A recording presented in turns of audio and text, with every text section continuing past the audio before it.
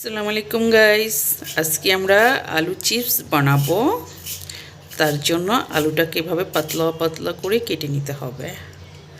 আলু কাটছে এভাবে এরকম করে কেটে নেবেন। চাকু দিয়েও করতে পারেন বা এটা থাকলে এটা দিয়েও কাটা যাবে।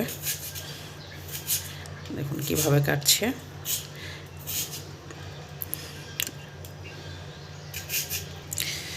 এই দেখুন কীরকম পাতলা হবে, একেবারে পাপড়ের মতো পাতলা করে কাটবেন, তাহলে চিপসটা একেবারে ক্রিস্পি মচমচা, ওই যেটা পটেটো চিপস হয় না, এই যে এরকম পাতলা পাতলা করে কেটে নিলে তারপর পুরো লেস যেরকম হয় না ওরকম লাগবে। আপনি পুরো ফ্রাই তেলের মধ্যে মশলা মাখিয়ে তারপর খেলে পুরো মনে হবে যে লেস খাচ্ছি।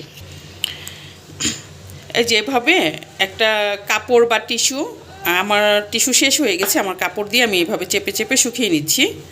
এভাবে একটা একটা করে সুন্দর করে চেপে চেপে শুকিয়ে পরে ফ্রাই করবেন।